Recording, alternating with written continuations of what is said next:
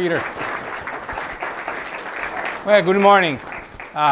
This is my son, Tony Jr., who's our Director of Operations. I stole him from Kaiser University, who was manager of social media.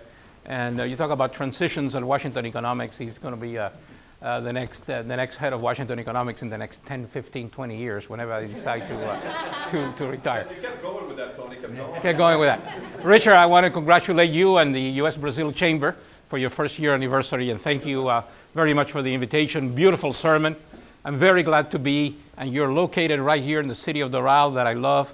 I have worked with the whole team of the city of Doral. We did the economic impact for the Miss Universe pageant and all the good publicity and all the information and all the investments that are coming as a result of that. You are in the map. U.S.-Brazil Chamber is in the map too, here in this great city.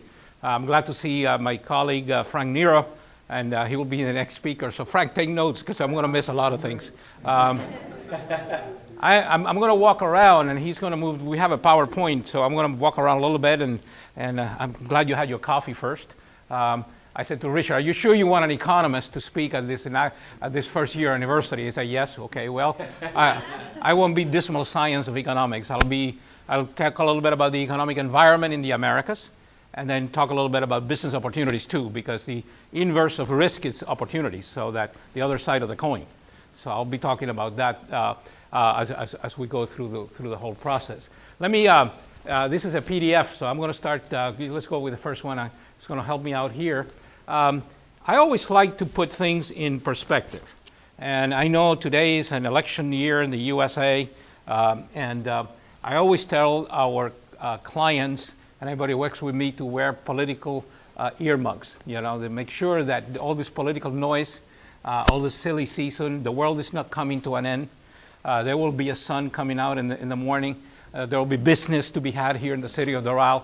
There will be deals to be made with Brazil, in spite of the fact that Brazil, yes, is going through a difficult economic times, but Brazil always comes back. That's what I have learned over 35 years. So let me talk a little bit about what creates the environment for business in the Americas. And by that, I mean from Canada all the way to the Patagonia down in Argentina. Obviously, depending on the country in question, again, the market, the U.S. economic outlook is important to all of us. The value of the U.S. dollar, what's going on in the U.S. economy, that impacts the ability of Latin America to produce, export, and do business and investments with us here. And the U.S. economy is not a racehorse economy anymore. Hopefully it'll be in the next several years, but it's moving along what I call the horse that is slow, the plowshare horse. You're tilling the soil, you're growing at 2.5%, you're creating business, low inflation, low interest rates. I don't know what's going to happen I don't know, Richard, I should have speak this morning because at 2 p.m. the Federal Reserve is going to decide whether to raise rates or not. So here I am speaking in the morning, and at 2 p.m. the Fed is going to change rates, which I think they will. But anyway, I can come back tomorrow. Or you can send me an email, it's better, so I'll be anonymous in that. But anyway, U.S. economic outlook important to the Americas. And the economy is growing in the U.S. at a moderate pace, and it will continue to do so in 2016. So when you look at the economic environment for 2016, you can count on the U.S. economy to be growing. Florida is at the top in terms of growth. Not only our global brand, as we call it here in Miami-Dade County, in terms of growth of international business, trade, tourism, but also in terms of overall employment, Florida is leading the pack among the 50 states. We're actually beating Texas. Of course, Texas depends a lot on energy, and that makes Governor Scott very happy that we're number one in terms of employment growth among the 50 states. So, no, you got the U.S., and then you come down to Florida, then you come down to Miami-Dade County, and Frank is going to be talking about opportunities there and challenges next time that you meet at the U.S.-Brazil Chamber. So bottom line is U.S. economic growth, low inflation, relatively low interest rates. Even though it may come up a bit, the short-term rates, that doesn't mean the world is coming to an end. The sun will shine in the morning. You'll take your kids to school. I mean, it's nothing to hyperventilate about 25 basis points or 0.25%. That's what we say. So count on the U.S. to be a good source of a good source of growing demand for Latin America, South America, Latin America, Caribbean exports and economic activity. The U.S. dollar exchange rate. Well, the U.S. dollar has been the strongest game in town. And if the Fed do raise rates like most of us expect now in December by 0.25%, the U.S. dollar will continue to be relatively strong. Obviously, that and commodity prices have impacted the exchange rates of many Latin American, South American, Central American, Caribbean countries. So do expect a relatively strong dollar. You have to work in that kind of environment in terms of your business planning for next year.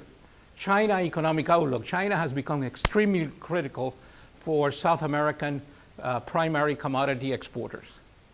And you saw that the slowdown in China from 10% growth, 11% growth, to 4 or 5 or 6% growth. If you believe in those statistics, they're growing, but at a much slower pace.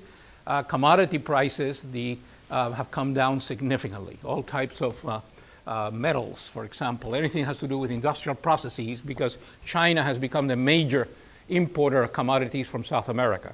That has impacted Colombia, has impacted Chile, Peru, Brazil, major exporters of commodities. So therefore, the exchange rates, not only strong dollar, but at the same time, the exchange rates have come down significantly in relation to the dollar in many of these countries, making it more difficult if you're exporting on dollar prices.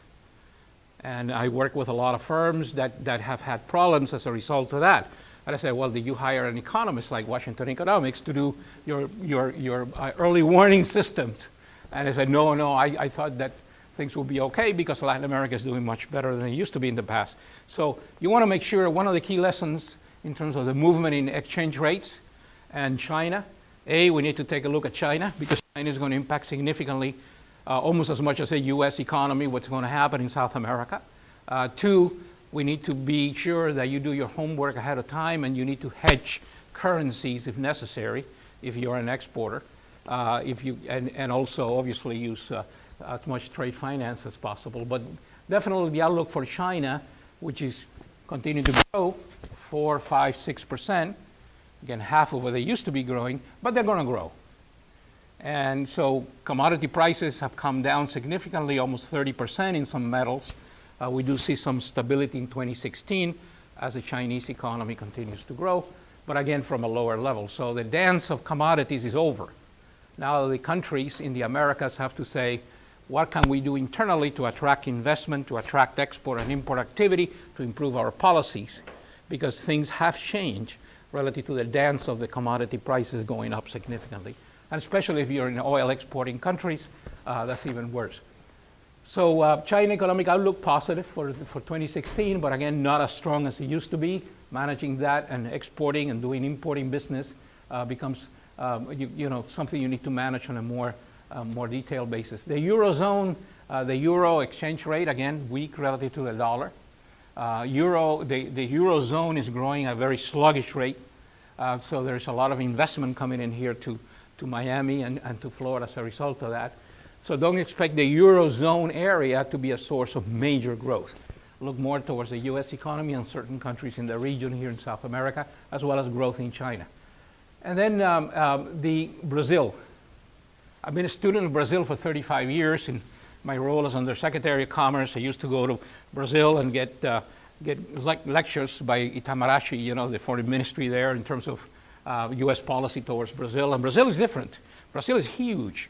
Brazil is over a 2 trillion economy, over 200 million people. So what happens in Brazil impacts the rest of the hemisphere. And Brazil is in recession. And they're going through a process of what I like to call political cleaning the political process, which I think long term is very positive for Brazil. Very positive for Brazil. So I look at it on a long-term basis, and I said, what's going on there is the middle class in Brazil is saying no more. And those allegations of corruption, no more. You find the same thing, by the way, in Argentina, and you find the same thing in Venezuela. And that, to me, is what we need to be centering on. I think the U.S. and U.S. businesses have a great opportunity to begin to work with these economies more on a long-term basis.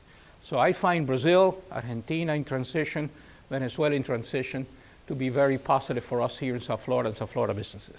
And you got to look at it, even though 2016 could be a difficult year. Macri is not going to create a miracle in 2016.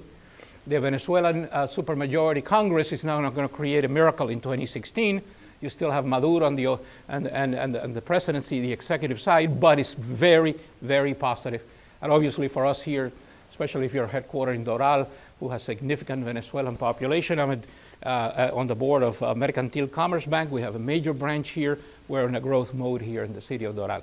So that is another area that, so you have to look at Brazil politics and the economy, what's going to happen next year, because that impacts all of South America, not just Brazil. So those are the kind of the macro environment. Now, if the next slide, if you see here, it's a little bit, I need to make bigger letters here, but in the future. But I do see, in terms of growth, in terms of economic activity, there is a difference between the northern part of the hemisphere and the southern part of the hemisphere. U.S. growing at a moderate rate. Mexico, through the North American Free Trade Agreement, tied to the U.S. So Mexico is doing relatively well compared to many other countries in the Americas because of the tying in of the production function through the North American Free Trade Agreement of several decades ago. I was happy to be part of that policy team that did the NAFTA, and I think that has been very positive. What we need in NAFTA now is a workers program so that labor can move across the three countries through work permits instead of having demagogues beating up on Mexico. You know what I mean, right? Anyway, if you didn't, you're not awake. But anyway, so I think Mexico is an area of growth. The Gulf states of Mexico, I always say, offer significant opportunities for us here in Florida in terms of export-import activity and investments. Mexico is integrated, like I mentioned, with North America, Canada, and the U.S. via the NAFTA. Mexico has developed an economy with more flexibility, with more business orientation. I'm on the board of directors of the other company, Pan American Life of New Orleans, which we do life and medical for the Americas, headquartered in New Orleans. And we just opened up a major office in Mexico, and we're doing very good business in medical insurance and life insurance in Mexico. And then you also have the hydrocarbon opening, Pemex, opening up, even though oil prices are down.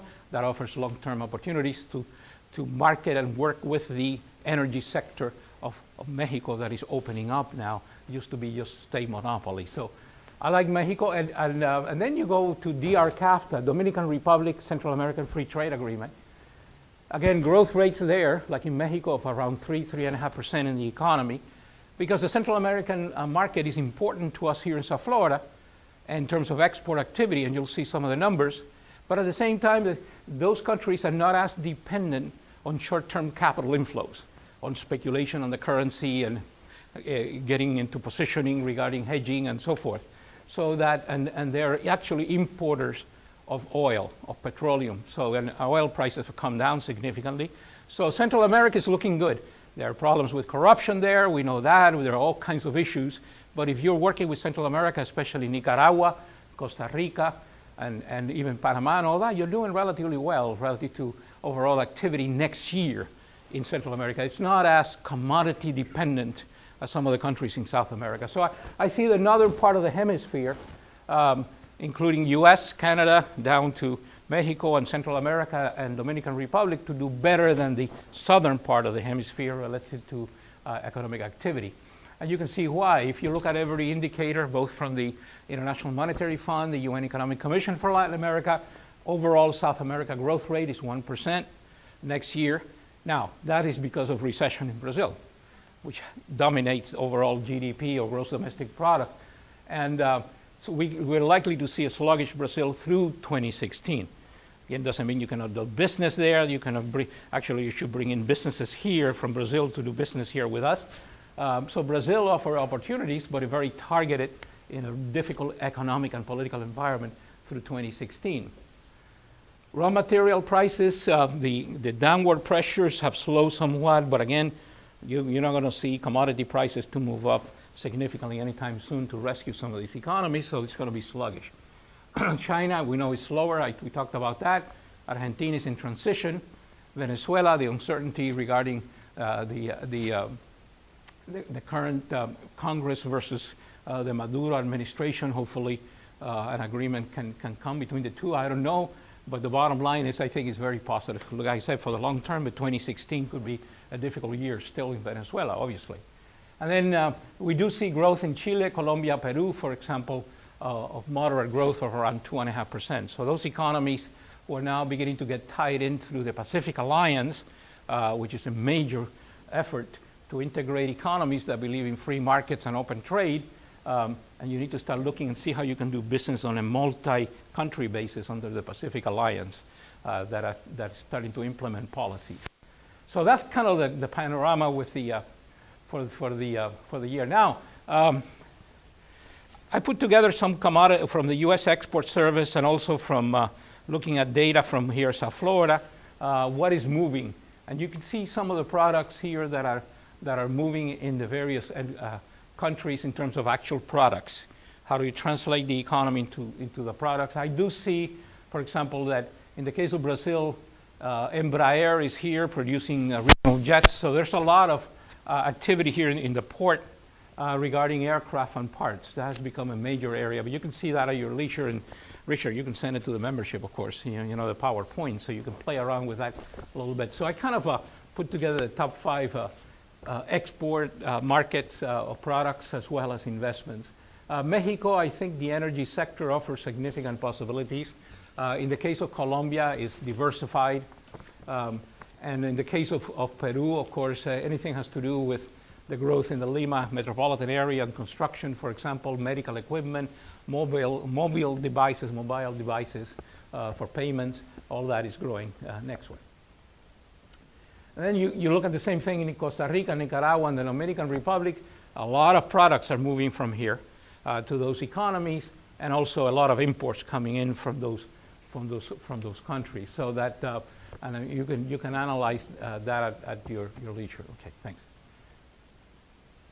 Now I wanted to just finish up by talking a little bit about what economists do best, which is not necessarily the short-term outlook. We all know about 2016 is going to be a challenging year, but there will be a lot of opportunities within those challenges depending on the market. But I'd like to talk a little bit about, which I've always done, is what I call the mega trends. You know, how do you strategically position your business for long-term growth in terms of what's going on related to major economic trends that impact the marketplace for South Florida businesses? So let's talk about that a little bit. I like to look kind of this thing and look at the world here, but if you look at what's going on, and you can see like this, the growth of middle-income population. That's population that has some purchasing power. Yes, they have been impacted by recession and slow growth, but the middle-income class of Latin America, most countries, is growing. They want to travel to Miami. They want to do business with Miami firms, and they also want to change politically many of the countries where there is alleged corruption and alleged abuses. So the growing of the middle-class population, what do they need? Well, they need educational services, for sure. They need travel. Travel tourism also becomes a market. They need consumer electronics. All of these things are important for the middle class in the region, and they're starting to have dollar purchasing power that are growing. So I like that. That trend will continue, given the technology-oriented economy of the 21st century and the open economy. Integration of production across borders. What do I mean by that?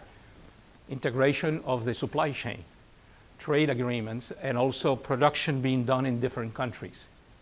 Today, with the internet, you can do production in one country and send, for example, if you're in economics or architecture, you can send maps to another country and get it done there. So there's all kinds of things that through free trade agreements. So we need to use more of these free trade agreements, including the Pacific Alliance countries that are now beginning to integrate, including mobility of labor between those that really, those are your Chiles, your Perus, your Colombias, Panama, and Costa Rica as candidates for that. We do see the growth of multi-Latinas, as we call it, a lot of foreign direct investment taking place between countries. So there may be opportunities for business there, but the multi-Latinas, as opposed to just family-owned businesses in the past, large family-owned business, the multi-Latinas are likely to grow over time, and how do you position yourself there? Modern entrepreneurs, people like Tony Jr., Gen X or millennials, They're also in Latin America. And they do business a different way. Many of them are US educated. And they like to do business with us. But they don't do business the old traditional way. They want different things, fast, quick.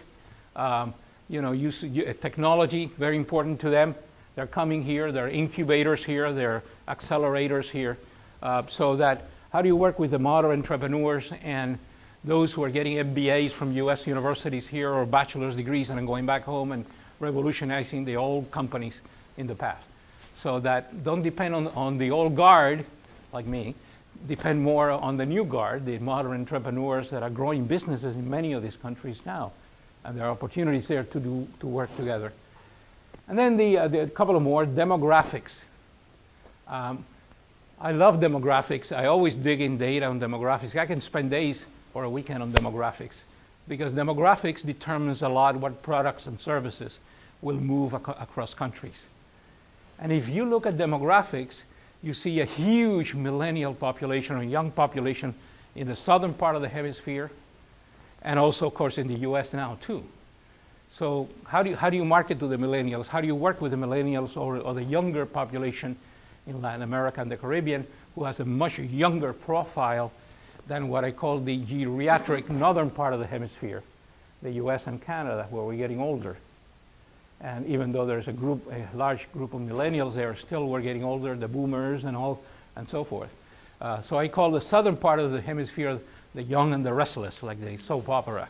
And how do you work with them? How do you interact with them? What kind of activities you can do with them? And then the northern part of the hemisphere, more geriatric, more older, what kind of products and services do they need for the future? And you see here, for example, in Miami-Dade County, anything has to do with health services is really growing fast, especially ambulatory services where you bring in your caregivers to the house.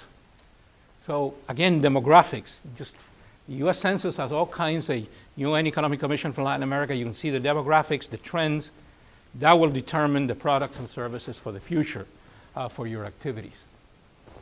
And then the knowledge-intensive trade in products and services. Obviously, more and more, our competitive advantage here in Miami and in Florida and in the U.S. is in knowledge, both in services. Like we export a lot of legal services, we export a lot of architectural services, medical services.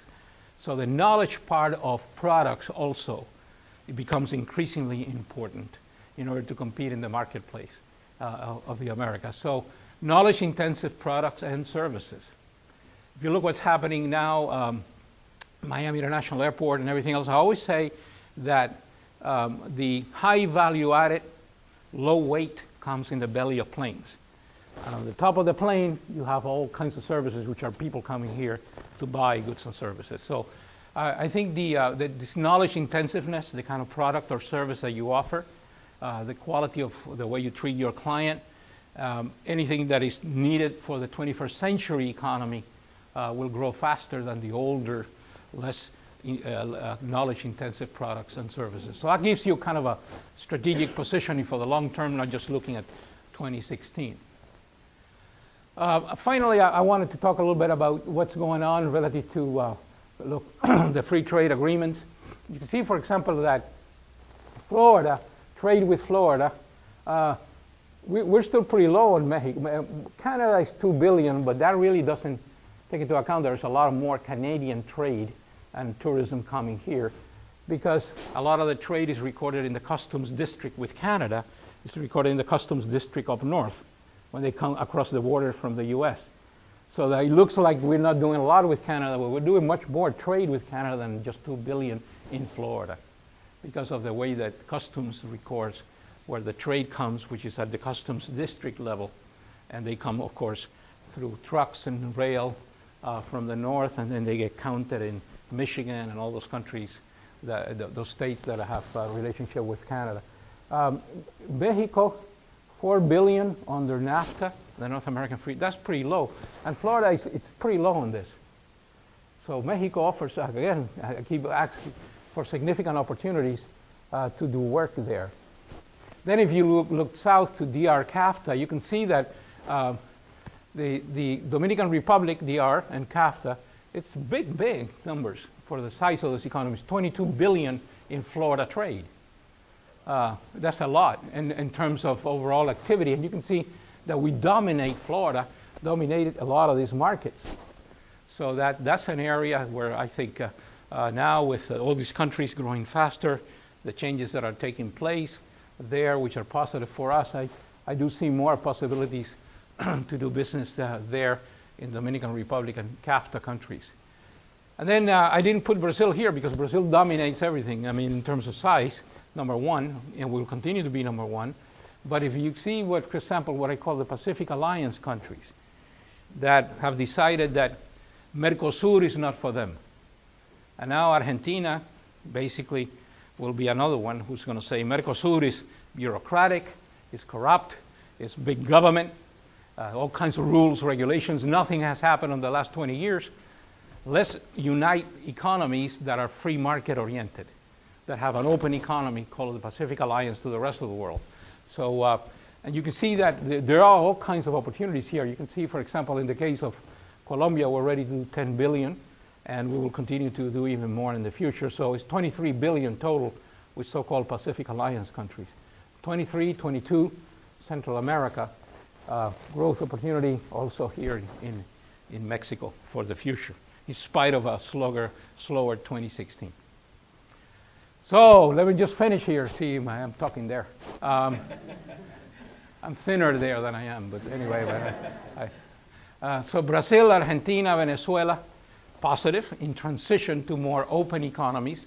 That's positive for a long term, and it's positive for us here, our businesses here in South Florida and in Doral. Integration of production, in other words, free trade agreements. There's substantial opportunities for supply chain type strategies. In other words, some of the production is done in one country, some of the production is done in another country under free trade agreements, and the value added perhaps being produced here in South Florida. Remember this, 20 years ago, if you look at the Americas today, especially the emerging markets of the Americas, they have really grown in size. They have grown in sophistication of production, and also in terms of movement across intra-regional trade between countries. And so, again, the old model of just simply sitting here in South Florida and just selling over there, I think the most important thing is to develop relationships and service agreements and representative offices and everything with these economies. I think that works better because of the sophistication that is going on in many of these economies requires a local presence. Also, credit worthiness, trade finance. I remember 20 years ago it was quite different than today. Actually, 30 years ago, the lost economic decade of the 80s and so forth, that is a thing of the past. Most countries are moving forward. So that improves their credit worthiness, and banks are willing to do trade finance and finance exports activity from here.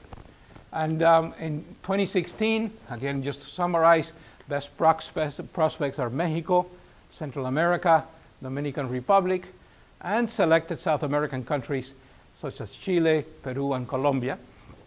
And again, in the case of Brazil, if you have experience doing business there, if you have representative offices there or production there, obviously on a targeted basis, that will continue to offer opportunity because it's 200 million people and a 2 trillion economy. So I'll close with that. Thank you.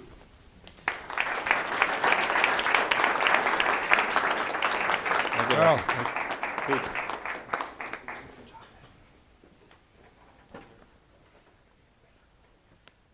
see, this is the bright side of economics. Happy global business hunting.